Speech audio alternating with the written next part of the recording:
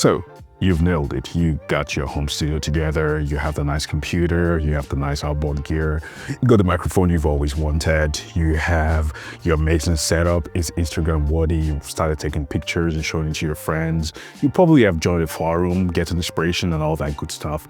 Yeah, congratulations. But there are a few things. Here are 5 things that most home studio newbies like myself, here are 5 mistakes that we'll make along the line after setting up our studio the way we want it, after setting up our home studio the way we've always dreamt about it. There are a few things that get mixed, and I was a victim of myself as well of this. So I want to share this with you guys. 5 home studio etiquettes that most home studio owner or new beginner recording engineers or producer misses when they're starting at a home studio. So let's go. Yeah, it's obvious that this is not a commercial studio. It's a home studio that you probably have in your home, maybe a spare bedroom in your house, in your basement, like myself. Whatever it is that you have in your garage. I've seen amazing studios. There's actually no limit or any law that says anywhere can be converted to studio, as long as, you know, it's a space. You can do a little soundproofing and you can start creating music basically anywhere. It could be just a desk, just a computer, audio interface, and a nice microphone, and you already have something that you can record in. So number 1 mistake that most people make when it comes to home studio is proper soundproofing. And no, I'm not talking about, you know, setting up the blue sky, setting up these and all this. Soundproofing just goes beyond the sound that goes out. It also has a lot to do with sounds that come into the studio. If you have a 3-bedroom apartment for once, you might want to pick the one that is in the center. What do I mean by that? Maybe you have 3 rooms. One is directly next to the highway and the other one is right next to the backyard. I think picking the one that's at the backyard will be a perfect place to start. So you already have little work to do because you're already getting rid of the outside noise and minimizing how much noise that goes outside from the studio. So that is not just putting some Amazon foam or bass trap around the studio. You already taking well-calculated decision when you're picking the spot for the studio. And that's going to lead to the second option. Soundproofing has a lot to do with how you control the sound in your studio. Having soft acoustic panels and acoustic boards can be plus. There are so many videos on YouTube that talks about acoustic and noise reduction in studio and acoustic planning and all that good stuff. I'm not going to go into all of that, but just make sure you have the best possible sound in studio. It doesn't matter what kind of speakers that you have. It doesn't matter what kind of audio interface that you have. It doesn't matter your door. If your room is not properly treated and your sound is not making sense in that room, forget about it. The rest of the things that you have are just mere decoration. So you have to make sure your room is properly treated and it shouldn't cost much. A couple of acoustic panels can do the magic, just hung in the right place. If you enter a room and the reverb is already a lot, it's already a disaster as is. So try to minimize cost without going crazy, but then you can still achieve a lot by just putting the right panels in the right places. I treated this room to a reasonable extent. If you can see, there are a few panels there, do some room measurements and all that good stuff. There's so many softwares out there, without calling any names. There are so many softwares out there that you can utilize to kind of treat your room to see what the hot spots are and where you need to strategically place all these sound panels. There are so many videos, materials on YouTube. You can do your research and it's a good place to start. And that leads me to the number 2 option, noise reduction. Most people don't pay attention to how much noise each of your equipment actually generates, especially when you're playing live instrument like the guitar, the bass, or anything that requires you to plug into your audio interface. You want to make sure you're getting clean power. And if you want me to do a dedicated video about that, you can leave a comment in the section and I can tell you how that can help. I live in an apartment where no matter where I plug my guitar amp, the noise is always crazy. I actually thought it was my guitar amp until I had a gig somewhere and I plugged it. And you hear that hissy, high frequency noise. So I asked the engineer, what's going on? I'm like, I use this amp at home and the amp is actually still here. It's noisy. I have to turn the gain all the way down to get any type of usable sound. And he was like, did you ever check your sockets and your power and try plugging in somewhere else? And when I go back home, I plugged it in other places, and the place that has the cleanest power was the kitchen. So I moved my studio to the kitchen. This was a couple of years ago. So you might want to try different rooms, try different angles. It's hard to explain the electrical frequency and how your power gets into your studio or whatever it is you're recording, but you want to pay attention to those.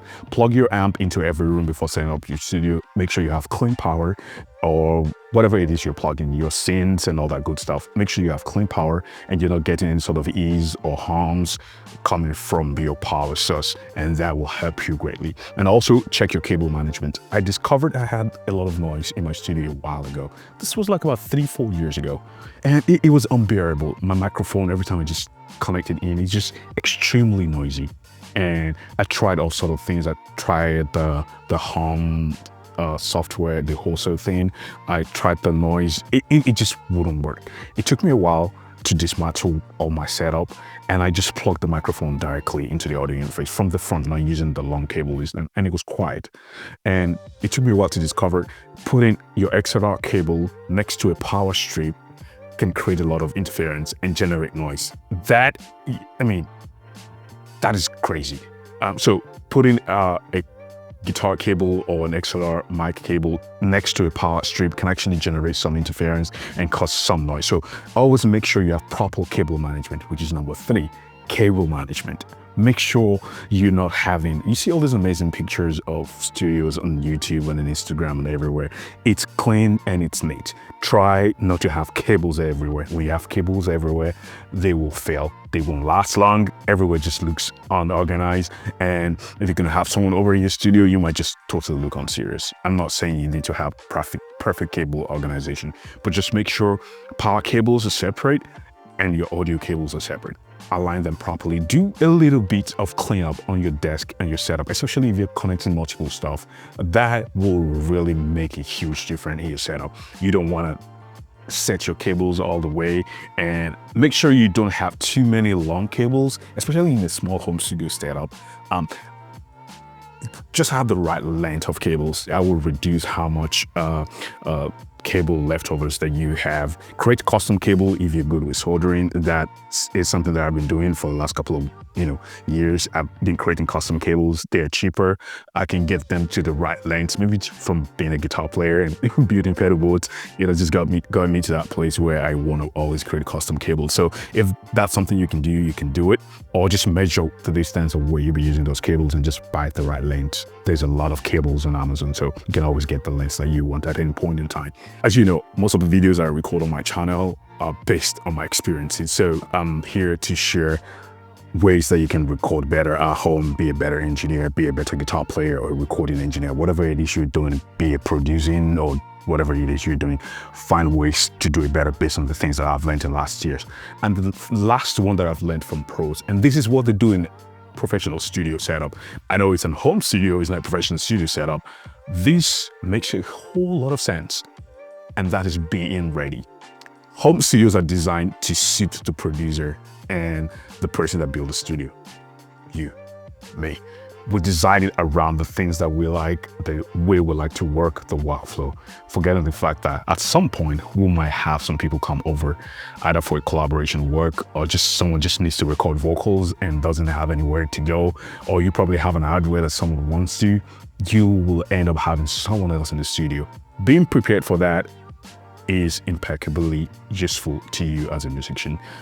Take myself for instance. I had a vocalist come over to the studio today. He still had the microphone over there, and it would have been a disaster if I didn't have what it takes to have another person in the studio. Number 1, cable, planning your cabling. I already have multiple inputs in my studio, and I have 2 inputs that is always set aside for whatever might come my way. So being prepared for future expansion, it's a huge plus to you when you have a home studio, and it's also a good way to earn extra bucks, if you know what I mean.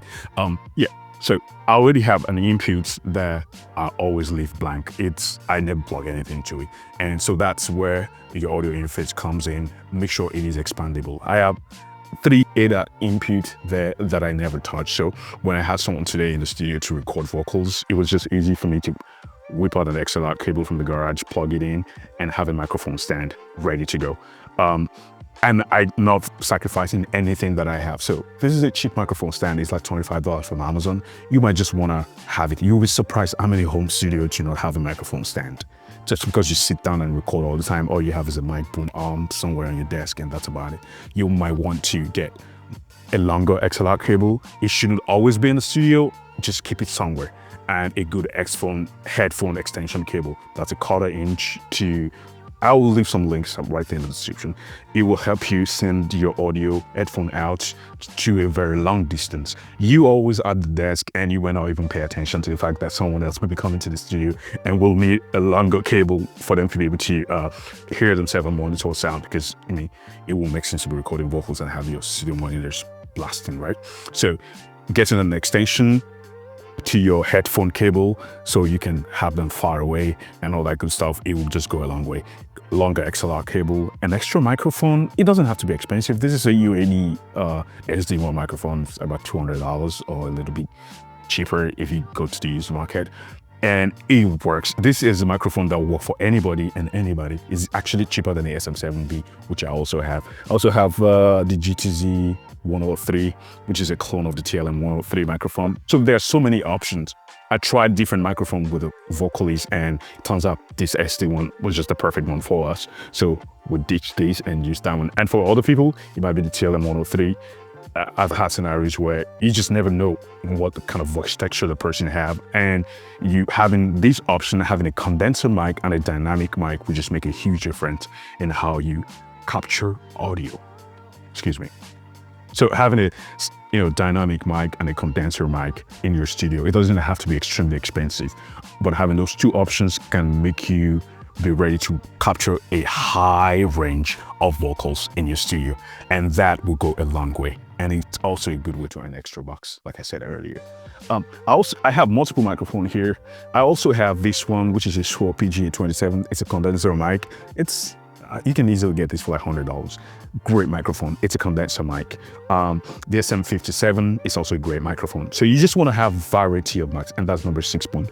Have options when it comes to microphone gears in your studio. You don't have to break the bank. Just a few $100 here and there will just go a long way. Instead of just purchasing softwares and plugins that all do the same thing, you can actually set money aside and invest in hardware in your home studio.